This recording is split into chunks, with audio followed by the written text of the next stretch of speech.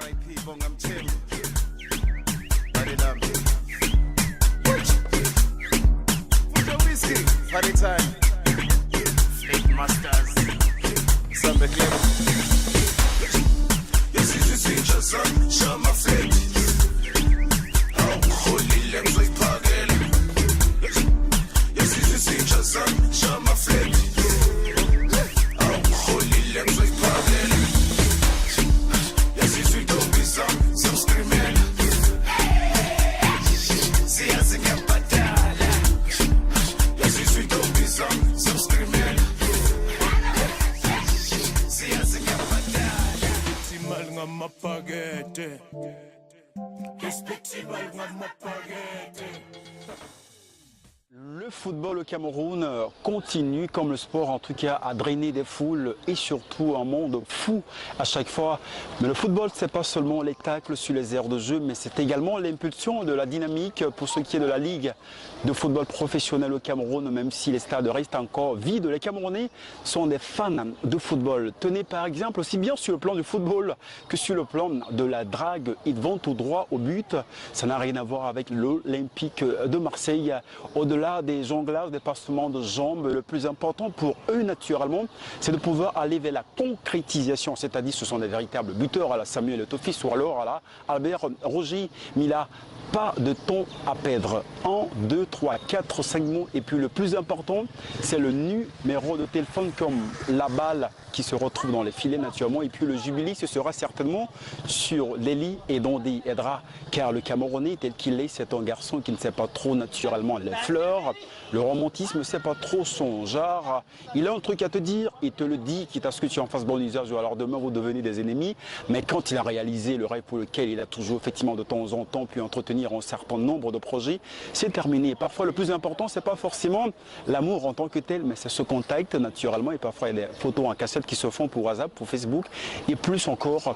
Donc il faudrait dire quand même que la drague, les techniques d'approche sont très individuelles et surtout subjectives. Chacun y va avec son talent, sa technique, sa façon et très souvent sa forme. C'est toujours un plaisir de se retrouver à côté d'une très belle femme qui peut nous donner 2-3 petites secondes et puis le rêve va être entretenu même si jamais on ne puisse la retrouver dans des suivre des réparations ou alors dans des 5,50 mètres. Maman, papa, c'est... Ah, papa, technique, elle est très simple, je ne complique pas. Maman fait comment? Tu es libre. Ouais. Genre, je ne voudrais pas les trucs que les longues phrases et qu'on sort. C'est du... Là, je demande directement, je veux si tu me donnes ça, c'est comme ça. Donc je ne suis pas là pour trop casser maman belle marquise, des trucs, des blancs, je ne suis pas là dans ce genre de trucs. Bon, la technique d'approche, il faut que j'apprécie d'abord la fille quand je la vois. Bon, c'est ça qui m'attire d'abord d'un premier temps vers elle.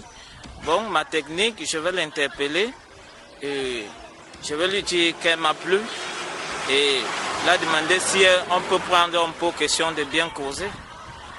Donc c'est un peu ça. Et comment vous gérez le premier rencard en général? Bon, le premier rencard, quand je t'invite, tu es d'accord, on prend un pot dans un bar. Bon, on essaie de causer. Je te dis ce qui m'a plu sur toi. On cause. Bon, au premier jour, je ne veux pas dire qu'on peut déjà coucher ensemble. Ça, c'est être trop bête. Mais on va juste échanger des numéros de téléphone, essayer de bien causer, savoir ce qui ne te plaît pas et je te dis aussi ce qui ne me plaît pas. Si on peut avoir une relation à long terme ou bien à court terme, c'est un peu ça. C'est pas aussi difficile que ça. Ma chérie, tu me plais, c'est tout ça. C'est pas difficile. Il suffit de venir vers elle et dire que ma chérie, tu me plais et puis tu demandes d'aller peut-être prendre un pot. Si elle est d'accord, vous partez, ça passe.